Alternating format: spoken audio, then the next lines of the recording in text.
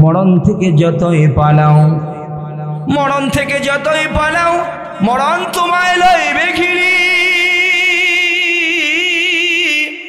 যদিও পালাও আকাশ পানে, হেতাই লাগিয়ে সিঁড়ি। যদিও পালাও সুদূর আকাশ পানে, হেতাই লাগিয়ে সিঁড়ি। এ আমার করিমগঞ্জের নওজোয়ান যুবক, আমি চিন্তা করে পাই না, আমি তো আমার এলাকায় খুব একটা থাকি না, থাকার সুযোগ হয় না, কিন্তু আজকে আমি অনেক স্মরণ করে তোমাদের কাছে কয়েকটা মরণের কথা আমি তোমাদেরকে আবার রিপ্লাই করে দেখাইতে চাই, স্মরণ করাইতে চাই কয়েকটা মৃত্যুর কথা, যে মৃত্যুটা আজও আমাকে কাঁদায়, যে কয়েকজনের মৃত্যুর সংবাদ আজও আমি চমকে উঠি, যে কয়টা মৃত্যুর সংবাদ আমার স্মরণ হইলে পরে আমি শোয়ার থেকে বসে যাই, আমি চিন্তার জগতে হারায়া যাই, আমি চিন্তার জগতে হারায়া যাই আর ভাবি আমার চোখে আমি যে কয়টা মরণ দেখছি তাদের স্বপ্ন আমার চাইতে কম ছিল না, তাদের শক্তি, তাদের সামাজিক অধিকার আমার চাইতে কম ছিল না, তাদের স্বপ্নও কম ছিল না, অনেক স্বপ্ন তারা দেখতো, কিন্তু আমি চিন্তা করে পাই না আমার করিমগঞ্জের যারা জ্যান্ত জীবন্ত যুবক যারা আছো, তোমরা কি এতটা বোকা তোমরা কেমনে হইলা, এতটা বেখেয়ালি তোমরা কেমনে হইলা? আরে যদি এভাবে করে প্রত্যেক দিন মরতে থাকতো আর তোমরা শিক্ষা গ্রহণ করতা, তাহলে তো তোমারও সিরিয়াল আরো আগে আইসা যাইতো, তুমিও চলে যাইতা। এজন্য আমি আজকে এমন একটা বিষয় তোমাদের সামনে স্মরণ করাইতে চাই, আমি তোমাদের আপনজন, আমি তোমাদের রক্তের ভাই, আমি তোমাদের সমাজের ভাই, আমি এ মাটির সন্তান। এজন্য এ মাটির কয়েকটা মৃত্যুর চিত্র আবার তোমাদের সামনে তুলে ধরতে চাই। তোমরা হয়তো অনেকে ভুলে গেছো, আমাদের এই এলাকার একটা নওজোয়ান যুবক যার নাম ছিল পলাশ, বাজারে যার নামে একটা স্টুডিও ছিল পলাশ স্টুডিও। আরে করিমগঞ্জের চক্ষুওয়ালা যুবকের দল, একবারও কি মনে পড়ে তোমার ওই পলাশ নওজোয়ান যুবকটার কথা, যে অনেক স্বপ্ন নিয়ে প্রবাসে গিয়েছিল, অনেক স্বপ্ন বুকে জমায়া প্রবাস থেকে দেশে আসছে, তার কত রঙিন স্বপ্ন ছিল বিয়ে করবে, কিন্তু কে জানতো তার সামনে আজরাইল দাঁড়ায় রয়েছে, কে জানতো হাজারো রঙিন স্বপ্নের ফানুস মুহূর্তের মধ্যে শেষ হয়ে যাবে? কেউ জানতো এটা? কেউ জানতো না। যতটুকু আমি শুনেছি, সে মেয়ে দেখতে গিয়েছিল বিয়ের জন্য, মেয়ে দেখে আসার পথে অ্যাক্সিডেন্ট হয়েছে, মারা গেছে। একটা মরণ, এটা কি তোমাদেরকে একটুও ভাবায় না? একবার কি তোমরা চিন্তা করো না? হাইরে, আরে আমিও তো পলাশের জায়গায় যদি এমন হইতো, তাহলে কত আগে আমার হাড্ডি চামড়া, সুন্দর চেহারা, অবয়ব, সুন্দর দেহটা, শক্তিশালী ক্ষমতা, বংশের দাপট, আমার হাতের দাপট, জবানের ক্ষমতা, সব তো বালুকান্দি কবরস্থানের মাটি খায় ফেলতো। এই একটা ছেলের মরণ আমি চিন্তা করে পাই না, আমি চিন্তা করে পাই না কিভাবে কাটছে কবরে ওই পলাশের জীবন, আমি চিন্তা করি। 2 নম্বরে তোমাদেরকে আরেকটি মরণের কথা আমি শোনাই, যেটা আরো বেশি আমাকে অবাক করেছে। এটা হচ্ছে আমাদের বজলু কাকার মেয়ের জামাই সিমেন্ট ব্যবসায়ী আনোয়ার ভাইয়ের মরণ। আমি তো এতটা অবাক হই মাঝে মধ্যে যে আনোয়ার ভাইয়ের পাশে যারা ব্যবসা করে তাদের মুখের হাসি তো কইমা যাওয়ার কথা ছিল, চিন্তা করা দরকার ছিল। আমি তো অবাক হয়েছি, অবাক। আমি সকালবেলাও তার সাথে কথা বলে গিয়েছি, মরণ আসবে, মরে যাবে এমন কোনো চিন্তাই ছিল না। এরে করিমগঞ্জের যুবক ভাই, রে আমার বুড়া বাবা, পর্দানিসীন মা, এমন একটা বিষয় তোমার আমার গারে আল্লাহ তাআলা চাপায় দিয়া রাখছে, যে বিষয়টার বাইরে যাওয়ার কোনো ক্ষমতা দুনিয়ার কোনো মানুষের নাই। যতই নিজের শক্তিশালী মনে করো, বড় বংশের সন্তান মনে করো, তোমারে ট্যাকেল দেয়, ট্যাকেল, তুমি মনে করো আমারে ট্যাকেল দেয়, আমার পিছনে লোক আছে, আমি যতই চাঁদাবাজি করি কোনো অসুবিধা নাই, আমার ট্যাকেল দেয়, নেতা আছে, নেতা, আমারে ট্যাকেল দেয়, আমারে দেখার লোক আছে, আমার কোনো সমস্যা নাই, আমি বুক চেতায়া চলবো। আহারে তুমি কি একবারও চিন্তা করো না পলাশ কিভাবে দুনিয়ার থেকে চলে গেল? পলাশের মা বাবাও হয়তো আজও ঘুমাইতে পারে না। আনোয়ার ভাইয়ের মেয়েরা আমার মাদ্রাসায় পড়ে পড়ে তো আমার বুকটা কেঁপে ওঠে। আমি চিন্তা করি, আহারে এই মেয়েগুলা তো আর কোনোদিন বাবার আদর পাবে না, এই বাচ্চাগুলো আর কোনোদিন দুনিয়ার কোনো পুরুষকে বাবা বলে ডাইকা হৃদয়ের স্বাদ আস্বাদন করতে পারবে না। হায় হায়, কত মানুষ মরলে পড়ে তুমি বুঝবা তোমার হৃদয়ের চক্ষু কবে খুলবে, রক্তের গরম তোমার কবে থামবে, রক্তের স্পিড তোমার কবে বন্ধ হবে, কবে তোমার জবানের বেফাসা কথা বন্ধ হবে, কবে তোমার রক্ত চাহনি বন্ধ হবে। এটা ২ নম্বর মরণ। ৩ নম্বরে যে মরণটার কথা আপনাদেরকে আমি আবার স্মরণ করাই, কোনো এক শুক্রবার ২০২৪-এর গণ অভ্যুত্থানের পরে, দ্বিতীয় মুক্তিযুদ্ধ অথবা দ্বিতীয় স্বাধীনতার পরের ঘটনা। কোনো এক শুক্রবারে জুমা পড়ায়া বাসায় আসছি, যখন বাসায় দাঁড়ায়া আব্বা আম্মার সাথে কথা বলতেছি, এমন সময় শুনি রাস্তার মধ্যে মিছিল শোনা যায়, মিছিল। তো আমি বললাম, কিরে গন্ডগোল হইল নাকি? তো একটু বাড়ির রাস্তার পাশে দাঁড়াইলাম, দাঁড়ায় দেখি যে মিছিল আসতেছে। সামনের সারিতে সবাইকে আমি চিনি, তারাও আমারে চিনে, পিছনে যারা শয়ে শয়ে মানুষ সবাইরে আমি চিনি, সবাই আমারে চিনে। সামনের যিনি নেতা পর্যায়ের, ওনার সাথে আমার হাতে সালাম বিনিময় হয়, একটু দেখা সাক্ষাৎ হাতের দ্বারা হয়। উনি ইশারা দিলেন, আমিও ইশারা দিলাম। আমি চলে গেলাম বাসায়। মাগরিবের আগে আমি চলে গেলাম আমার মসজিদে। মাগরিবের নামাজ পড়ে আমি একটু ফেসবুকে ঢুকলাম, ডুইকা দেখি ওই সামনের সারিতে থাকা নেতা বিলাল খন্দকার দুনিয়াতে নাই। আমি অবাক হয়ে গেলাম, হাই রে, আরে তারা তো আসরের পরে আমি দেখলাম, মাগরিবের সময়টা বার কতক্ষণ। খবর নিলাম কেমনে কি হইলো, বলে যে উনি হাইটা সবে মাত্র খালি হাসনাবাদ হাই স্কুলে ঢুকবে বা ঢুকছে এমন অবস্থায় দাঁড়ানোর থেকে পড়ে গেছে। ভাবলাম যে 10 মিনিটের দূরত্বের রাস্তা, তারপরেও জানতো না তার সামনে মালাকুল মউত ফেরেশতা দাঁড়ায় আছে। জুল্লে বলেন ঠিক কিনা? আরে দুনিয়ার কেউ জানে না, দুনিয়ার কেউ জানে না,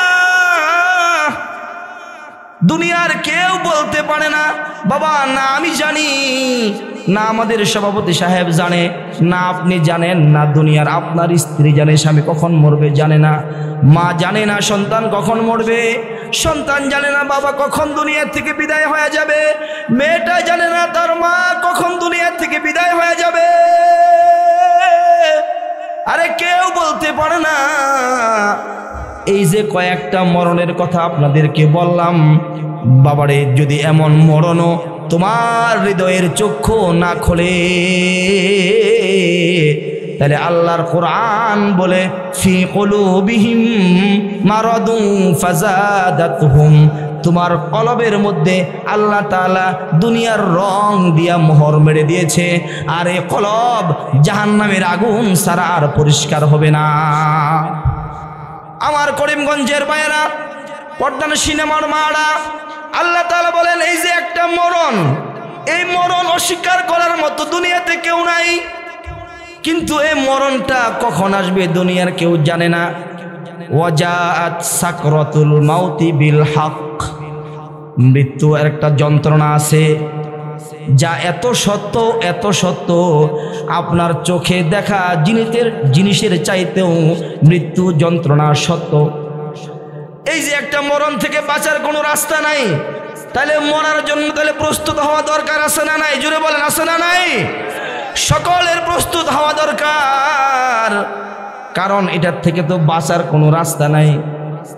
এই আমার যুবক ভাইয়েরা, আমার এই স্বপ্ন, আমার টার্গেট এটা যে আমি মরণ পর্যন্ত যুবকদেরকে নিয়ে কাজ করতে চাই, যুবকদের জন্য কথা বলতে চাই। কারণ যদি যুব সমাজ, যদি একটা পরিবারের একটা যুবক সন্তান মেধাবী, পরিশ্রমী, সততায়, আদর্শে মুহাম্মদুর রাসূলুল্লাহ সাল্লাল্লাহু আলাইহি সাল্লামের সৈনিক হয়ে যায়, তাহলে একটা সন্তানই বাপ মার সুখের জিন্দেগি ফিরায় আনা সম্ভব।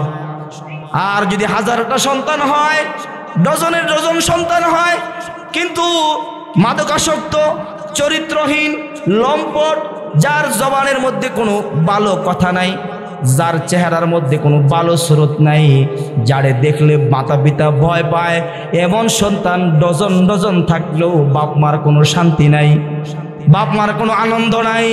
এ আমার করিমগঞ্জের যুবক ভাই, তুমিও মরণের জন্য প্রস্তুত হয়ে যাও, মরণের জন্য রেডি থাইকো, রেডি। কারণ তোমারও জানা নাই ঘুমের গড়ে তোমার মরণ হইতে পারে। তুমি মোটর সাইকেল নিয়ে বের হয়েছ, সংবাদ চলে আসতে পারে অ্যাক্সিডেন্ট করেছে, আমরা দৌড়ায় যাব তোমারে দেখতে। ডাক্তার বলবে I am sorry, I am really sorry, কিছু করার নাই।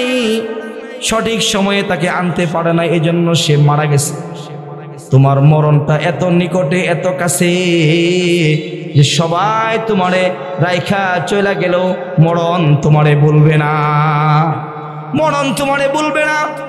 জন্ম যেমন একবার, মৃত্যু একবার, দ্বিতীয়বার জন্মেরও সুযোগ নাই, দ্বিতীয়বার মরারও সুযোগ নাই। মুহাম্মদুর রাসূলুল্লাহ সাল্লাল্লাহু আলাইহি সাল্লাম দোয়া করতেন, আল্লাহ আপনার দ্বীনের জন্য আমি যুদ্ধের ময়দানে জিহাদ করব, যুদ্ধ করব, কাফেররা আমারে আঘাত করবে, আমি রক্তাক্ত হব, আমার দেহ থেকে প্রাণ পাখি বের হয়ে যাবে, আমি জমিনে পড়ে যাব, আমি মৃত্যুবরণ করব, আমাকে আপনি আবার জীবন দিবেন, আমি আবার দ্বীনের জন্য জিহাদ করব, আবার মৃত্যুবরণ করব, আমারে আবার জীবন দিবেন, আমি আবার জিহাদ করব, আবারও মৃত্যুবরণ করব, আবারও জীবন দিবেন, আবারও দুনিয়াতে আইসে আমি জিহাদ করব, যুদ্ধ করব, দিনকে বিজয়ী করার মেহনত করব, আমি মরে যাব। এভাবে আমি একবার নয়, দুইবার নয়, আমি আপনার কাছে হাজারটা জীবন আশা করি। চিল্লায় বলো মুহাম্মদুর রাসূলুল্লাহর দোয়া আল্লাহ তাআলা কবুল করে কি করে না? দোয়া কবুল করে কি করে না? আরে দোয়া কবুল করার জন্য এক নম্বর ব্যক্তি হইল মুহাম্মদুর রাসূলুল্লাহ, যার দোয়া আসমান থেকে ফেরত আসে না। এমন এমন মহামানব দোয়া করছে, আল্লাহ হাজারটা জীবন চায়, পাইছে কি? একটা জীবন। এই যে মুহাম্মদুর রাসূলুল্লাহ আপনার আমার নবী দুনিয়া থেকে বিদায় হয়ে গেছে, আর আসার সুযোগ নাই, আর আসবে না। খাতামুন নবীন শেষ করে দিছে, নবীর দরওয়াজা, আগমনের দরওয়াজা বন্ধ করে দিছে, আর আসবে না। এখন যদি কেউ বলে মুহাম্মদুর রাসূলুল্লাহ আসবে না, কিন্তু ওনার পক্ষ থেকে আরেকজন নবী আসছে যার নাম গোলাম আহমদ কাদিয়ানী, তাহলে আমরা কি তারে মানবো না দৌড়ানি দিব? আমরা কি তারে স্বাগত জানাবো নাকি দৌড়ায় একবারে আরিয়ালখা নদীর মধ্যে ফালায়া ঠিক মধ্যে চুবায়া তার এটা বুঝাইয়া দিতে হবে মুহাম্মদুর রাসূলুল্লাহ সাল্লাল্লাহু আলাইহি সাল্লাম খড়কুটায়, পানিতে বেশি আসা খড়কুটা না, যেটা আবার ঘুরে আসবে, এটা আল্লাহ তাআলা রিজার্ভে নিয়ে গেছে, জান্নাতের উঁচু মাকাম এটাকে বসায় রাখছে। দ্বিতীয়বার নবী দাবি করনেওয়ালা কোন উম্মত যদি কখনো দাবি করে নিজের নবী বলে, তাহলে মুহাম্মদুর রাসূলুল্লাহ সাল্লাল্লাহু আলাইহি সাল্লামের উম্মতের কাজ হলো তারে ঝাড়ু পিটা করো, তারে জুতা পিটা করো। মুহাম্মদুর রাসূলুল্লাহ সবচাইতে সম্মানিত মানুষ হওয়ার পরেও এ দোয়া আল্লাহ তাআলা কবুল করে নাই। বলছে রাসূল গো, জন্ম একবার, মৃত্যু একবার, একবার দুনিয়ার থেকে চলে গেলে আপনি কেন দুনিয়ার কারো পক্ষেই আর দ্বিতীয়বার আসার সুযোগ নাই। এমন একটা জীবন নিয়ে তুমি আর আমি আসছি, যে জীবনের হায়াত চাকা পাঞ্চার হয়ে গেলেই শেষ, দ্বিতীয়বার আইসা স্বপ্ন পূরণ করবা হবে না, সুযোগ নাই। এমন একটা রিক্সের জীবন নিয়ে তুমি আর আমি দুনিয়াতে আছি, যে রিক্সের জীবনটা শেষ হয়ে গেলে তোমার পুরা দুনিয়া কাউরে লেখা দিলেও একদিনের হায়াত তুমি পাইবা না, একদিনের হায়াত তুমি আর পাইবা না। যেই বন্ধু তোমার জন্য নিজের জীবনটা গলায় রশি দিয়া গাছে ঝুলাইয়া ময়রা প্রমাণ করে যাইতে চায়, বন্ধুরে না পাইয়া, বন্ধুর কষ্টে সইতে না পাইরা জীবন দিয়া গেলাম, বোকা কোথাকার। তুমি বাইসা থাকলে কি আর মরলেই বাকি, যে তোমার জীবন এটা তোমার জন্য বরাদ্দ, তোমার হায়াত এটা তোমার কল্যাণের জন্য বরাদ্দ, তোমার যৌবন, তোমার জওয়ানি এটা তোমার কল্যাণের জন্য বরাদ্দ। এটা কাউকে উপহার দেওয়ার জন্য বরাদ্দ আল্লাহ তাআলা তোমারে দেয় নাই। এটা তোমার কল্যাণের জন্য, তোমার জান্নাতের উপযুক্ত হওয়ার জন্য এই সুযোগ তোমাকে দেওয়া হয়েছে, জান্নাতি হওয়ার জন্য সুযোগ দেওয়া হয়েছে। কিন্তু আজকে তোমরা যেভাবে চলতেছো, যেভাবে বলতেছো, তোমাদের চিত্র দেখলে তোমরা যে আল্লাহ তাআলার এত বড় একটা সিল মারা, মোহর মারা মরণ, তোমাদের চলাফেরা দেখলে মনে হয় যে তোমরা বলতে বলতে এমন বলছো যে এখন মরণের কথাও তোমাদের আর মনে নাই। মরণকেও তোমরা ভুলে গেছো। এই মরণকে ভুলে যাওয়া, মরণকে কম স্মরণ করা, এটা কিয়ামতের একটি আলামত। যত কিয়ামত নিকটে আসবে তত মানুষ মরণকে ভুলে যাবে। এখন আপনারা বলেন, সবাই তো জ্ঞানী মানুষ, বলেন দেখি মানুষের মধ্যে মরণ নিয়ে তেমন কোনো আলোচনা আছে? আমরা সারাদিন, সারা সপ্তাহ, সারা মাস কত ব্যাপারে আলোচনা করি, কত ব্যাপারে আমাদের হইচই, কত ব্যাপারে আমাদের রাগ টাগ থাকে, কিন্তু মরণকে স্মরণ করায় দেওয়ার মতো কোনো আলোচনা আমাদের পরিবারে নাই।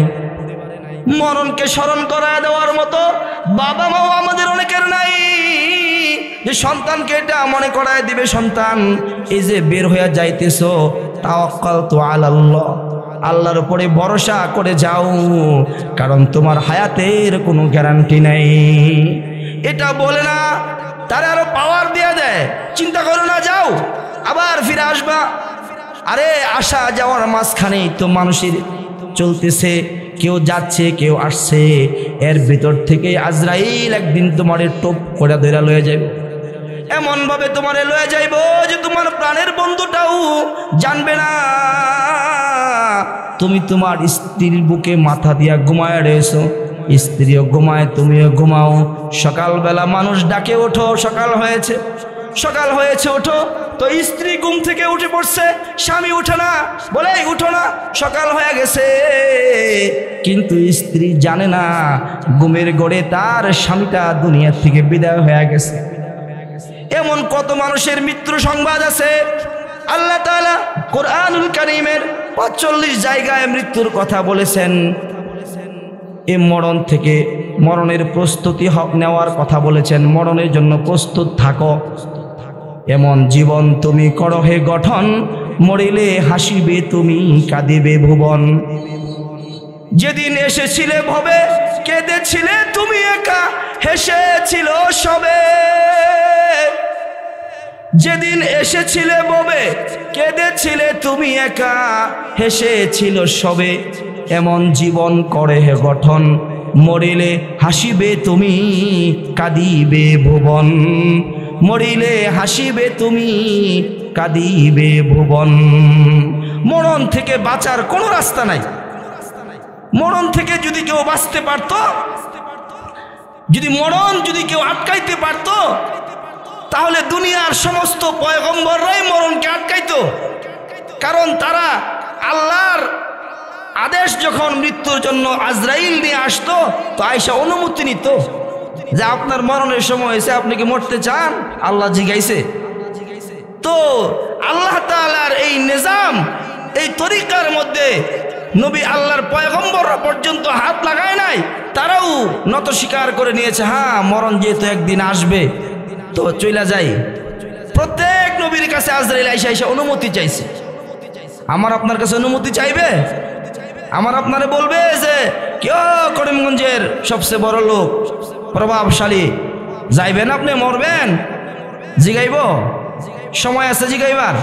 আজরাইল বলে, আরে দুনিয়ার যে দরওয়াজায় আমি একবার নক করি, যে দরওয়াজায় আমি একবার নক করি, যত ব্যস্ত থাকো, যত আয়োজন তোমার ঘরে থাকুক, যত আনন্দ তোমার মধ্যে থাকুক, সব কিছুর থেকে তোমারে আমি চিল যেমন থাবা দিয়া, হুজুর উপর আইবেন দিকে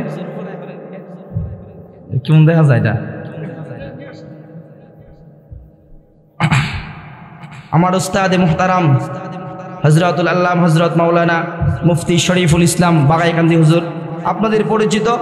আমি হুজুরের কাছে দাওরায়ে হাদিসের 2টা কিতাবের অংশ হুজুরের কাছে পড়েছি। মুহতারাম হাজিরিন, এই মৃত্যু কেউ ঠেকাইতে পারে না। যুবক ভাই যারা আছো তোমরা একটু মনোযোগ দাও, তোমরা চিনবা, মুরব্বীরা হয়তো অনেকে চিনবে না। মাইকেল জ্যাকসন নাম শুনেছ? মাইকেল জ্যাকসনের নাম শুনছো? এখানে কে কে আছে হাত তোলো দেখি। মাইকেল জ্যাকসনকে চিনো? মাশাআল্লাহ, বহুত লোক আছে। হ্যাঁ, মাইকেল জ্যাকসনকে চিনো? বহুত লোক আছে। চরমুনার মরহুম পিসাব ফজলুল করিমকে চিনো? এমন কয়জন আছো? মাশাআল্লাহ, তো তাহলে দুটোই আমাদের চেনা আছে। মাইকেল জ্যাকসন যদিও বাংলাদেশের না, জনপ্রিয়তার কারণে অনেক যুবকরা তারে চিনে। এই মাইকেল জ্যাকসন সে তার অর্জিত সম্পদ ব্যাংক ব্যালেন্স এত পরিমাণ হয়েছে যে এখন তার শখ জাগছে সে মরবে না। সে বলে যে আমার এত কিছু, যদি আমি মরে যাই তাহলে কেমন হইল? আমার না সম্মানের অভাব, না অর্থের অভাব, কত রাষ্ট্রে আমার গাড়ি বাড়ি আছে, যদি আমি মরেই যাই তাইলে এগুলা অর্জন করে আমার লাভটা কি হইল? অতএব সমস্ত সম্পদের বিনিময় হইলেও আমি বাঁচতে চাই। ডক্টরের বুট করছে, যেহেতু তার অর্থ সম্পদ আছে। আমরা একটু গবেষণা করে দেখি, লম্বা সময় হাজার হাজার কোটি টাকা তাকে বাঁচায় রাখার জন্য খরচ করা হয়েছে, যে তার এমন একটি দেহ তৈরি করা চায় কিনা যে মাইকেল জ্যাকসন মরে গেলেও চলবে। মাইকেল জ্যাকসন মরে যাবে, তার মরণ হবে, কিন্তু মাইকেল জ্যাকসনের বডি এটা চলমান থাকবে। এই অদ্ভুত চিন্তা তার মাথার মধ্যে চাপছে। লম্বা একটা সময় পরে মাইকেল জ্যাকসন কিন্তু আমরা সাদা চিনি, সাদা, উনি সাদা, আসলে উনি ছিল কৃষ্ণাঙ্গ, কালো। কিন্তু সাদা হইল কেমনে? বলে এই নিজের শরীরের ভিতরে এমন ইনজেকশন পুশ করছে যে মৃত্যু যেখান থেকে আজরাইল থাবা দিয়া সিরা রুহটাকে বের করে ওই জায়গার মধ্যে ইনজেকশন পুশ করছে যেন ওইটা বের করে না আনতে পারে, শক্ত হয়ে যায়, ছিটতে না পারে। বিভিন্ন ট্রিটমেন্টের কারণে এই মাইকেল জ্যাকসন সাদা হয়ে গেছে, কিন্তু বাঁচতে, জোরে কয় না, বাঁচতে। মাইকেল জ্যাকসন কবরে চলে গেছে, অনেক যুবকরা চিনো চলে গেছে, কিন্তু এমন একটা মরণ লইয়া কবরে গেছে মুসলমানেরা বলে আলহামদুলিল্লাহ ভালো হয়েছে এটা মরছে। আরে বাংলাদেশে, সোনার বাংলাদেশ, আলেম উলামার বাংলাদেশ, শাহজালালের বাংলাদেশ, শাহপরানের বাংলাদেশ, শাহ মাহদুমের বাংলাদেশে মানুষ মারা গেলে, কিছু কিছু মানুষ মারা গেলে ফেসবুকের মধ্যে আলহামদুলিল্লাহর জ্বর ওঠে। খালি সংবাদটা পাইছি মুখে মরছে, হাসা মিশা খবর নাই, আলহামদুলিল্লাহ ভালো হয়েছে মরছে, আলহামদুলিল্লাহ ভালো হয়েছে মরছে। এমন জীবন করো হে গঠন এ আমার করিমগঞ্জের যুবক, এমন জীবন করো হে গঠন, মরিলে হাসিবে তুমি কাঁদিবে ভুবন, মরিলে হাসিবে তুমি কাঁদিবে ভুবন। এমন একটা জীবন তুমি কেমনে বানাইবা? এমন একটা জীবন তুমি কেমনে তোমার জিন্দেগিতে ফিট করবা? তুমি কেমনে কেমনে বুঝবা, কেমনে পারবা? এই দায়িত্ব, এই বুঝটুকু নেওয়ার মেধা আল্লাহ তাআলা তোমাকে দিয়েই দুনিয়াতে পাঠাইছে। কিন্তু তুমি মনে করতেছো যে দুনিয়া মস্ত বড়, খাও দাও ফুর্তি করো, দুনিয়া মস্ত বড়, খাও দাও ফুর্তি করো।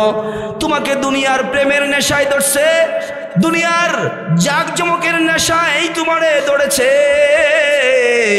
তুমি ক্ষমতার মজা পেয়ে ফেলছো, ক্ষমতা, তুমি এমন চরিত্রের মজা পেয়েছো যে চরিত্রের কারণে এখন তোমারে মানুষ ভয় পায়, তোমারে সম্মান করে না, ভয় পায়।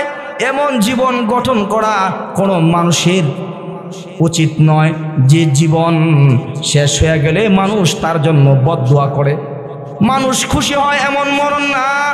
আমার যুবক ভাই, তুমি এমন একটা জীবন গঠন করো যে জীবনটা করিমগঞ্জের ইতিহাসে স্বর্ণাক্ষরে লিখিত থাকবে। তুমি এমন একটা যুবক হও, তুমি এমন একটা যুবক হও যেন আমরা সারা দেশে ঘুরা ঘুরা তোমার উদাহরণ দিয়া কথা বলতে পারি যে আমার করিমগঞ্জে এমন একজন যুবক ছিল, এমন যুবক ছিল আমার করিমগঞ্জে, এমন যুবক তৈরি হয়েছে আমার এলাকায়, যারা ইসলামের জন্য, যারা ঈমানের জন্য, যারা আল্লাহ আল্লাহ রসুলের আদর্শ বাস্তবায়নের জন্য জিহাদ ফি সাবিলিল্লাহ করতে প্রস্তুত, তারা এমন জীবন গঠন করেছে যে এখন বাপ মার বুকে ঘুমায়, বাপ মা বুকে লইয়া ঘুমায়া শান্তি পায়। সন্তানটা অনেক বড় হয়েছে, অনেক টাকার মালিক হয়েছে, কিন্তু বাপ মা তারে ভয় পায় না, কারণ সন্তানের মধ্যে আদর্শ আসছে, আখলাক আসছে। যেমন আমরা এখন বাপ মারে এমন ধরাই, বাপ মায় জারি দেয়, আমরা থাক থাক থাক বলেছে, কারণ কখনো এমনটা তারা বুঝেই না যে আমরাও বড় হয়েছি, এটা বুঝতেই চায় না যে আমরাও বড় হয়েছি। আমরাও এমন চরিত্র লয়ে চলি যে তারা এটা না বুঝুক যে আমরা বড় হয়েছি। আরে করিমগঞ্জের আমার যুবক ভাইয়েরা, আমার পর্দানসীন যুবতী বোনেরা, এই মরণ থেকে বাঁচার কোনো রাস্তা তোমার আমার নাই। হযরত সুলাইমান কখন যে কোথায় মরবা সব নির্ধারিত। আইনা মা তাকুনু ইউদরিকুমুল মাউতু ওয়ালাউ কুনতুম ফি বুরুজিম মুশাইয়াদা, কখন যে তোমার কোথায় মরণ হবে এটা নির্ধারিত। যদি তোমার বাড়ি বাংলাদেশে কিন্তু মরণ লেখা আছে আমেরিকায়, তো তোমারে আল্লাহ তাআলা এমন ভাবে আমেরিকা লয়ে যাইব, সারা এলাকার মানুষ তাজ্জব হইয়া থাকবো, কেমন হইল? আসলে সে আমেরিকা যায় নাই, মরণ তারে আমেরিকা টাইনা লয়ে গেছে। কত মানুষের কত এমন হাজারো সংবাদ আছে ইতিহাসের পাতায়। পয়গম্বর সুলাইমান আলাইহিস সালাতু ওয়াস সালামের একটা ওয়াকিয়া আছে তাফসীরের কিতাবের মধ্যে। পয়গম্বর সুলাইমান আলাইহিস সালাতু ওয়াস সালাম তো ছিলেন এমন এক বাদশা যে তার সিংহাসন বাতাসে চলতো, ওনার আয়াতে দুনিয়ার সমস্ত জিন পড়ে ওনার আয়াত ছিল। বাতাস ওনার কথা শুনতো, আকাশের মেঘমালা ওনার কথা শুনতো। যদি বলতো এই মেঘমালা দাঁড়াও, বৃষ্টি ফালাও, তো বৃষ্টি হওয়া শুরু হইতো। যদি বাতাসকে বলতো এদিকে আসবা না, ওই দিক দিয়ে যাও, তো বাতাস ঘুরা যাইতো। এত পাওয়ারওয়ালা পয়গম্বর সুলাইমান কেমনে পাইছে এত পাওয়ারের ক্ষমতা, কেমনে পাইলো এত বড় বাদশাহী? পয়গম্বর সুলাইমান রে আল্লাহ তাআলা বলে, এ সুলাইমান, দুইটা জিনিস তোমার সামনে রাখলাম, দুইটা জিনিস তোমার সামনে রাখলাম। একটার নাম হইল দুনিয়ার বাদশাহী, আরেকটার নাম হইল ইলম। একটার নাম হইল ইলমে নূর, ইলমে ওহী, আমি আল্লাহ তাআলার ইলম। আরেকটা হইল আমি আল্লাহ তাআলার দেওয়া নিয়ামত, বাদশাহীর নিয়ামত। যে কোনো একটা গ্রহণ করতে পারবা, যে কোনো একটা গ্রহণ করতে পারবা।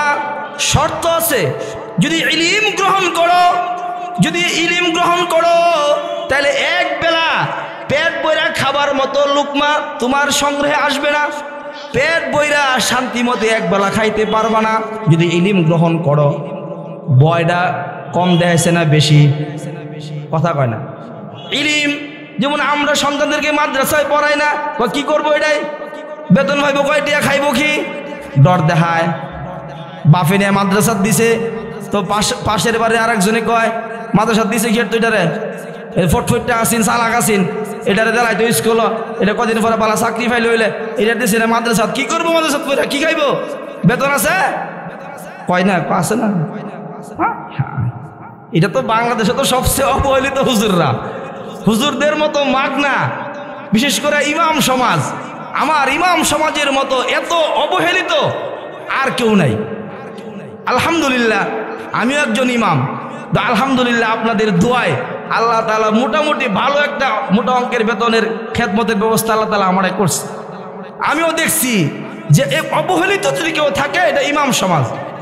তো আল্লাহ তাআলা কি একটা ভয় দেখাইছে, বলে ইলম রাখলাম তোমার সামনে, বাদশাহী রাখলাম, যদি ইলম গ্রহণ করো তাহলে এমন ইলম দিমু এক বেলা খানা খাইবার মতো তৌফিক থাকবো না, ইলম থাকবো।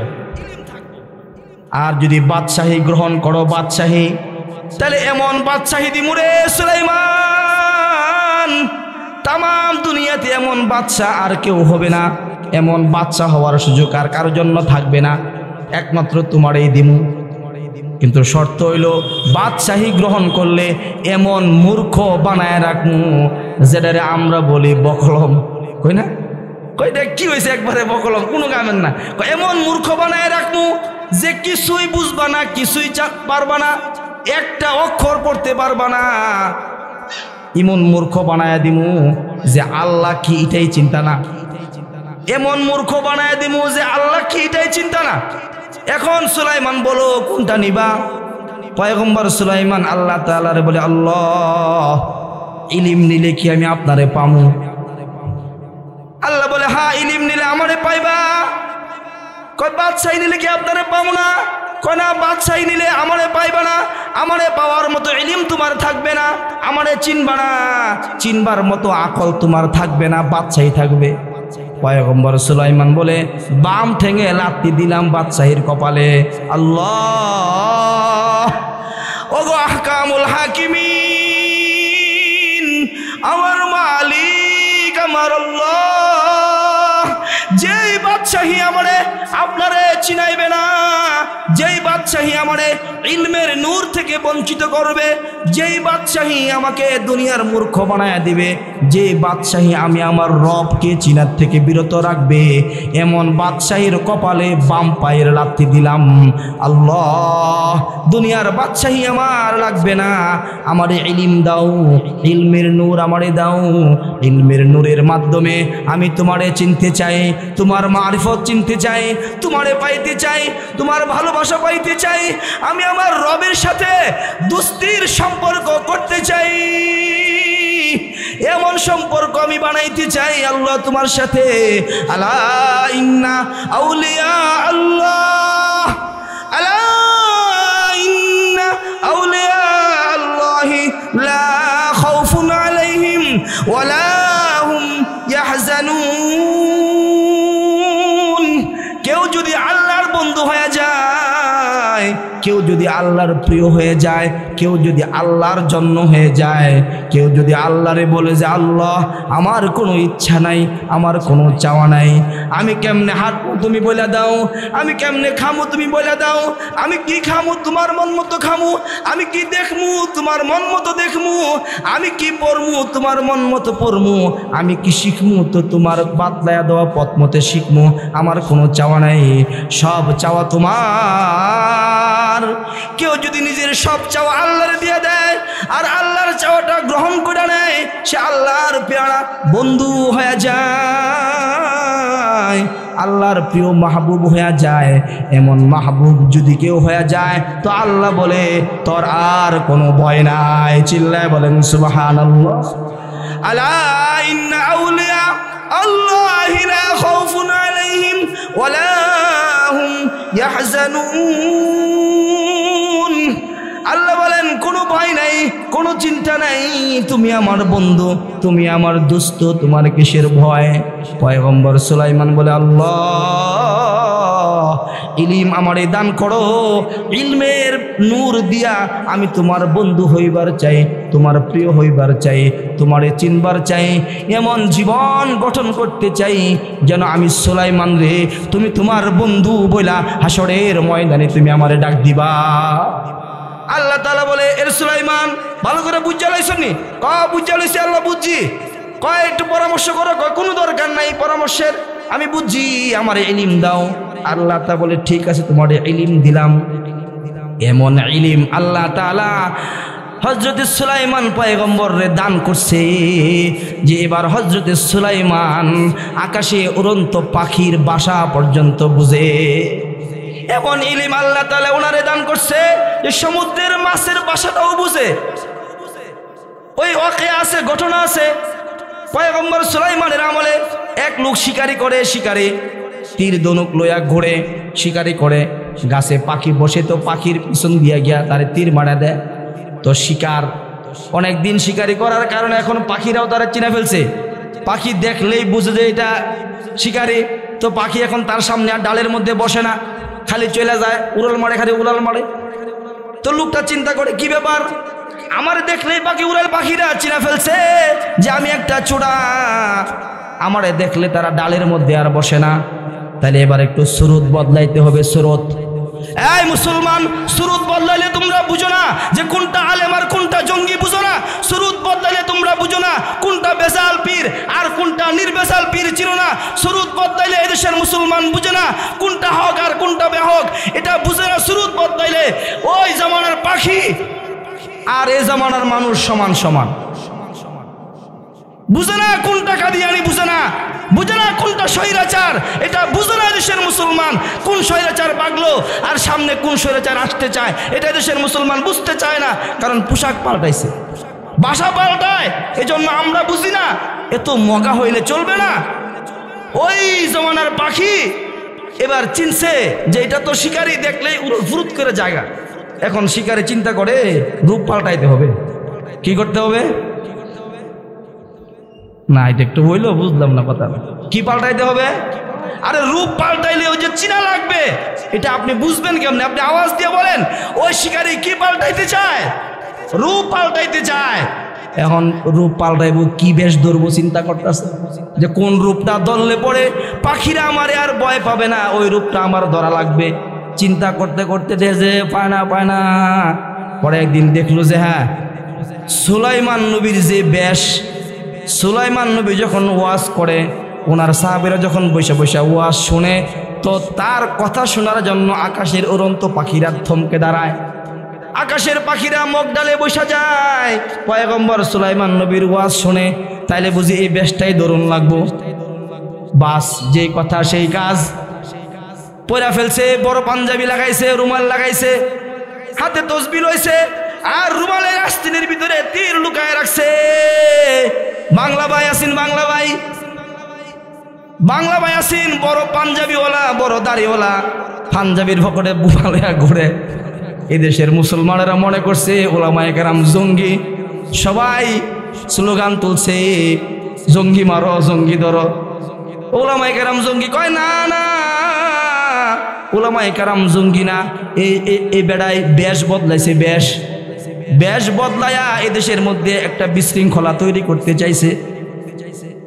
ওই শিকারী বলতেছে তাহলে এই বেশটাই ধরা দরকার, যেই কথা সেই কাজ। বেশ ধরছে, ধরে এবার গাছতলার মধ্যে বৈশা সুবহানাল্লাহ সুবহানাল্লাহ সুবহানাল্লাহ জিকির করে। আর কান্নায় সায়াদ দেহে পাখির কি খবর, দেখতেছে যে সুবহানাল্লাহ সুবহানাল্লাহ। আর উড়ন্ত পাখিগুলা তার দিকে তাকায়, আর দেখে যে না মাশাআল্লাহ পয়গম্বর সুলাইমান নবীর সূরত, নেক্সট সূরতে দুকা যাকে বলা হয়, নেক্সট সূরতে বৈশা জিকির করে। তো পাখিরা কয় না এটা নিরাপদ স্থান, এটা নিরাপদ জায়গা, একটু বসি জিরাই।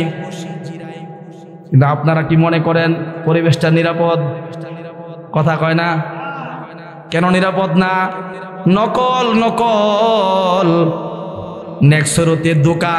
এখন সুবহানাল্লাহ সুবহানাল্লাহ, পাখি একটা বসছে, তো সুবহানাল্লাহ আওয়াজ আরো বাড়ায় দিছে, আরো জোরে জোরে বলতেছে সুবহানাল্লাহ সুবহানাল্লাহ।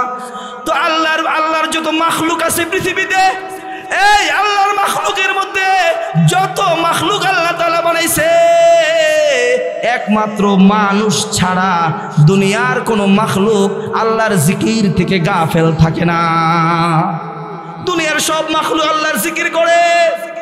ওই পয়গম্বর সুলাইমান নবীর জামানায় ওই যে নকল দরবেশ, যেটা দরবেশ না দরবেশ, একটা হলো দরবেশ আর একটা দরবেশ। হ্যাঁ, বেশ ধরছে এই জন্য দরবেশ। এই দরবেশে গাছতলায় বৈশা জিকিরের আওয়াজ বাড়ায় দিছে। জিকিরের আওয়াজ যখন পাখির কানের মধ্যে গেছে, তো পাখিও চোখ বন্ধ কইরা আল্লাহর জিকির শুনতেছে। চিল্লায় বলেন সুবহানাল্লাহ। পাখি যখন গভীর ধ্যানে পাখি যখন আল্লাহর জিকির শুনতেছে, ওই গাছতলার নিচ থেকে এবার বাটপার মৌলবী, যে মৌলবীর বেশ ধরছে, পাগড়ি টুপি লাগায়া, পাঞ্জাবি লাগায়া, জামার আস্তিন থেকে তীরটা বের করে ফট করে ছেড়ে দিয়েছে। পাখির গায়ে গিয়ে আঘাত লেগেছে, পাখি দাফরায়া জমিনের মধ্যে পড়ছে। এই একটা হাসি দিয়ে কয়, দেখছো আমি কি চালাক, যে পাখি আমার দেখলে চলে যেত, এখন পাখি কিভাবে মারি আর বুঝে না। তাহলে এটাই সবচেয়ে ভালো একটা বেশ, এটাই সবচেয়ে সুন্দর একটা উত্তম পদ্ধতি পাইলাম। এটা বইলা জাবরাইগা পাখিরে ধরছে। হঠাৎ করে পাখির জবান খুলে গেছে, পাখি বলতেছে আসসালামু আলাইকুম ইয়া কাজ্জাব।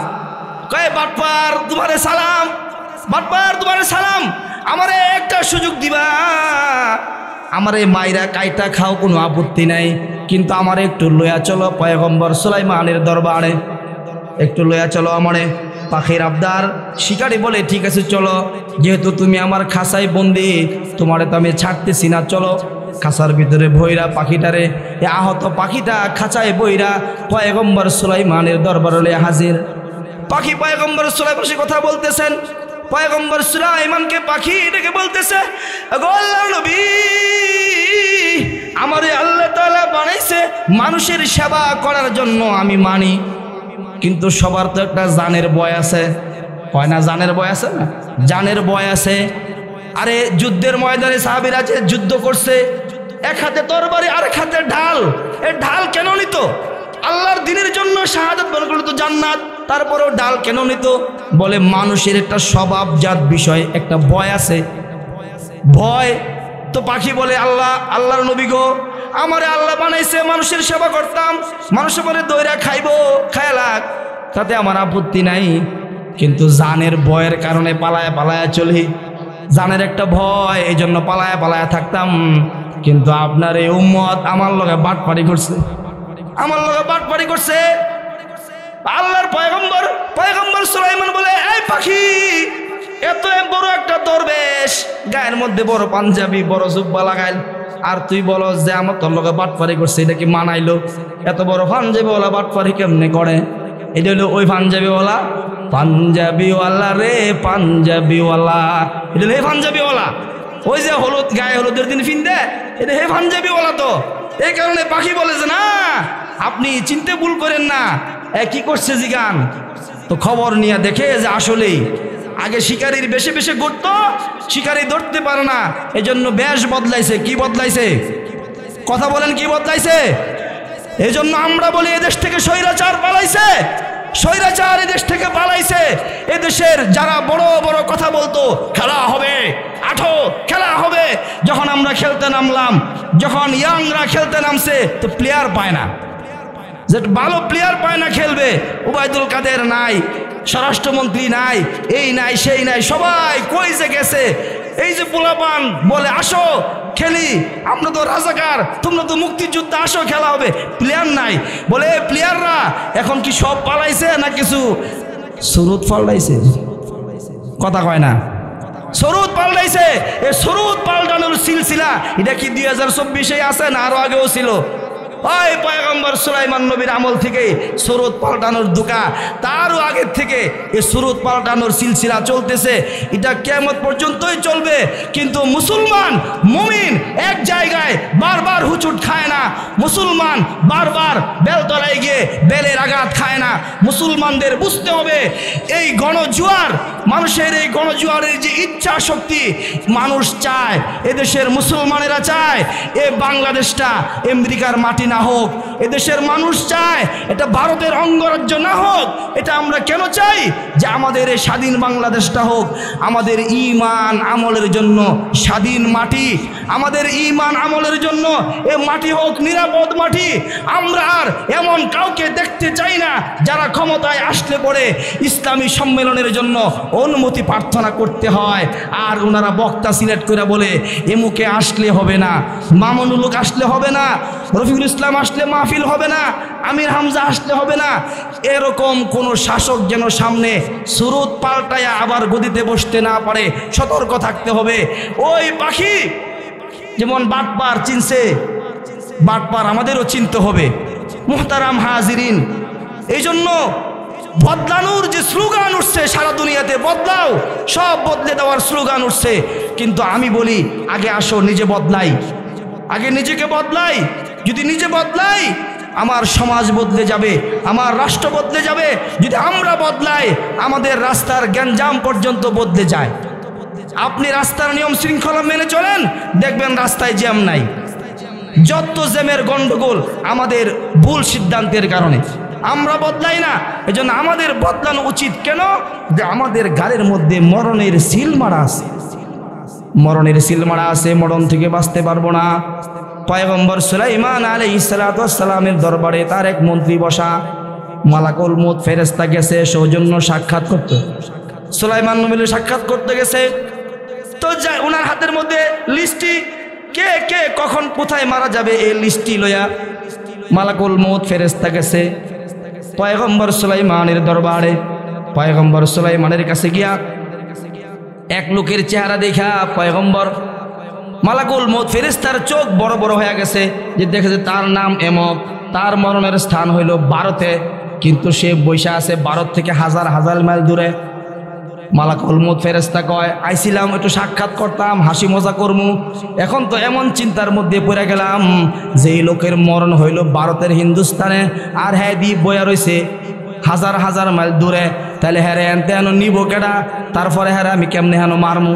চিন্তায় পড়ে গেছে আজরাইল যে তার মরণ এত দূরে, আর একটু পরে মরণ, 5 মিনিট 7 মিনিট বাকি আছে, এখন তার মরণ হাজার হাজার মাইল দূরে, তার হেন নিব কেডা, তাহের আমি কই গিয়ে আনো বিচারে বার করবো, কেমনে মারমু। চিন্তায় পড়ে গেছে, সাক্ষাৎ করতে আসছে, মুখের মধ্যে হাসি নাই, আবার সাক্ষাৎ করে সালাম কালাম করে চলে যায়, আর চোখটা পাক দিয়া তাকায় রয়েছে সুলাইমান নবীর ওই মন্ত্রীর দিকে তাকায় রয়েছে। আজরাইল অবাক যে এমন বৈশা রয়েছে, আর এর মরণ হাজার হাজার মাইল দূরে, তাহলে আমি এখন করি কি, আল্লাহর কাছে আমি কি জবাব দিব, হ্যাঁ তো হ্যাঁ মারতে হইব, আমি তো দেখতেছি হ্যাঁ সময় ওভার করে লাইব, মারণ যাইতো না। আল্লাহ তাআলা তার মনের মধ্যে এবার জাগায় দিছে, ওই যে ব্যক্তি মারা যাবে তার মনের মধ্যে জাগায় দিছে, গেছি গায়ে পয়গম্বর সুলাইমান এটাকে, এই যে আসছিল বড় বড় চোখ করে আমার দিকে তাকায় রইল, এটাকে কয় তুমি চিনবা না, এটা অনেক ভয়ঙ্কর এক নাম। বলে বলেন দেখি নামটা কি, কে মাফিয়া ডন নাকি? কয় বেটা না, মাফিয়া তো এটা ব্যাপার না, কয়টা হইলো সারা দুনিয়ার সব মানুষের জান কবজ করে, এটা হলো জান কবজকারী ফেরেশতা আজরাইল আলাইহিস সালাম। যখন নাম শুনছে এবার কলজার মধ্যে পানি আছে, বড় বড় চোখ করে চাইছে এই বেটার ফি, এই বেটার তো কলজা বলজা হুগায় গেছে গা। পাল্লা আজরাইল যেমনে চাইছে তাহলে ঘটনা খারাপ, ও নবী গো ফান জায়গা ধরছে আমারে বাঁচান। তো কি হয়েছে কনা, এবারে আওয়ার সময় ফাঁকদা ফাঁকদা চাইছে, যাওয়ার সময় ফাঁকদা ফাঁকদা চাইছে, আমার ডর করতেছে। এরপর নামটা কইছেন আজরাইল, তাহলে বুঝি আমার আর কোনো উপায় নাই।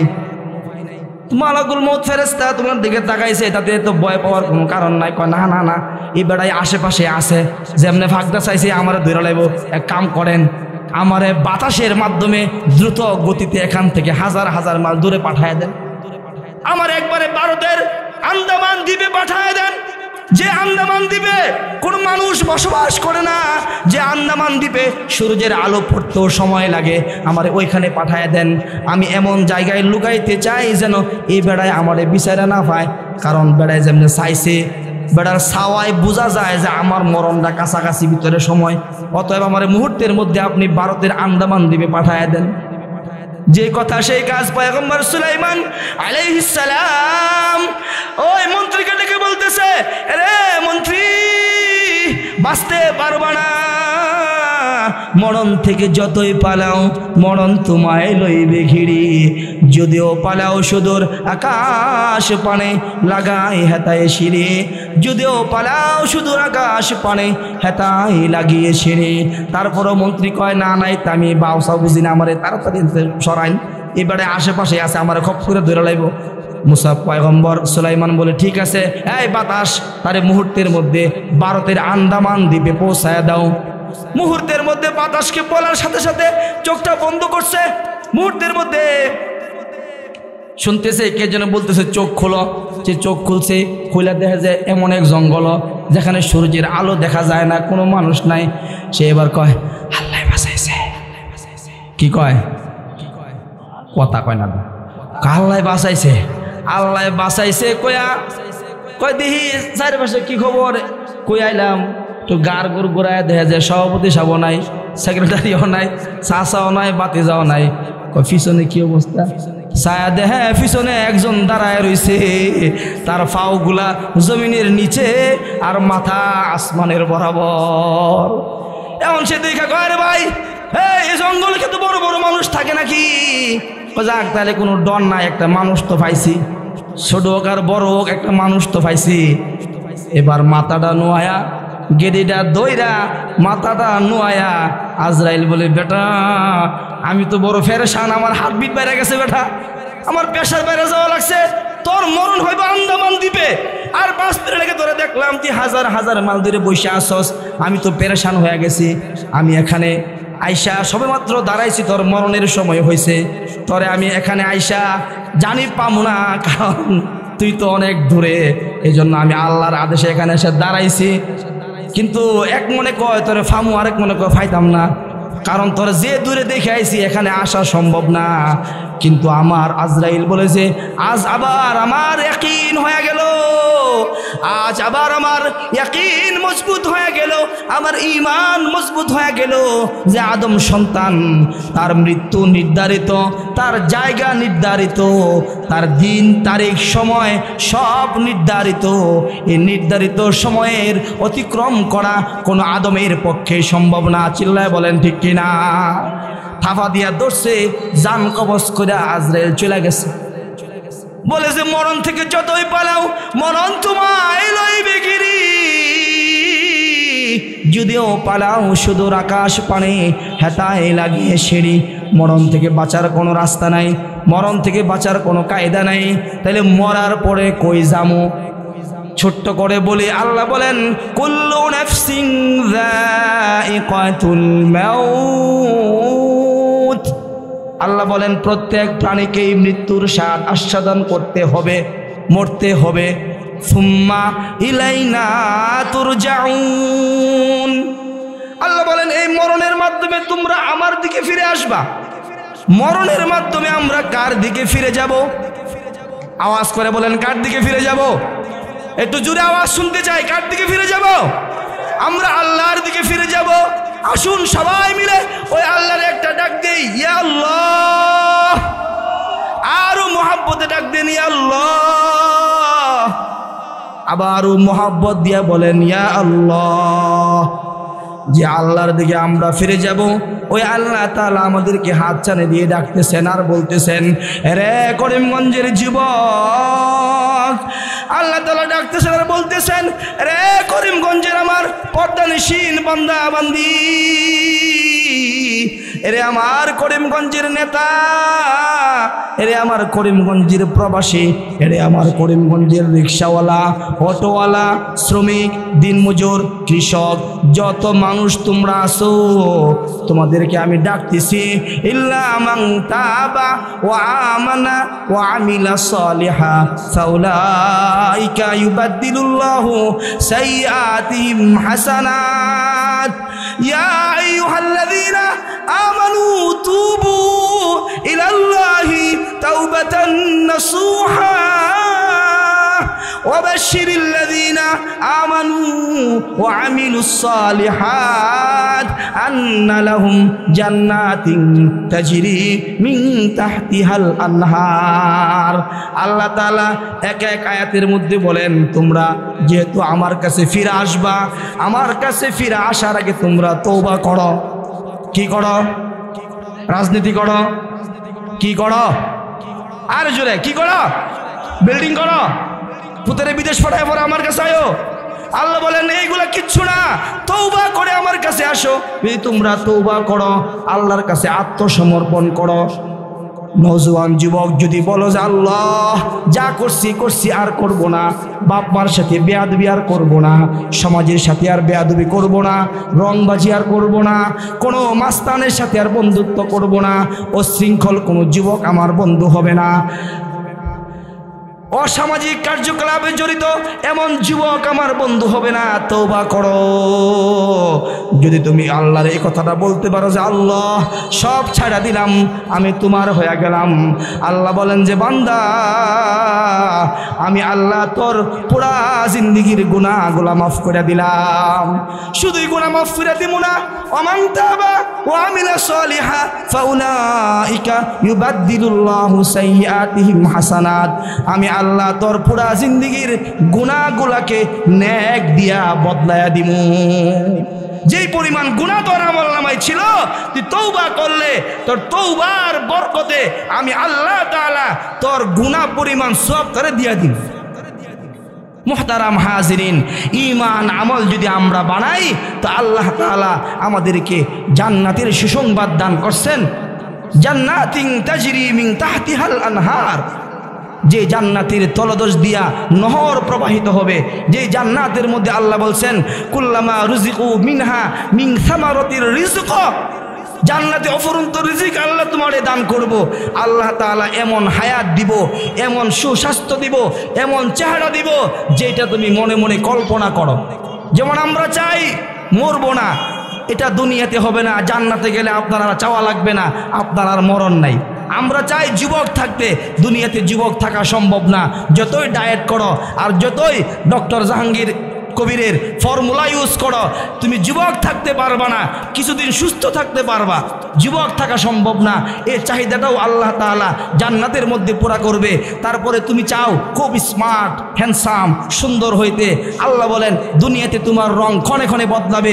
জন্মের সময় এক রং, কিশোর বয়সে এক রং, যুবক বয়সে এক রং, আবার যখন বুড়া হইবা বেক্কা শিক্ষা দাঁত মাত ফইরা একবারে লড়মপুরি হয়ে যাবে গা। এইগুলো আল্লাহর কাছে কোনো ফ্যাক্টর না। তুমি যে চাও মনে মনে সুন্দর থাকবা, স্মার্ট থাকবা, ইয়াং থাকবা, এই আশা পূরণ হবে কোথায়?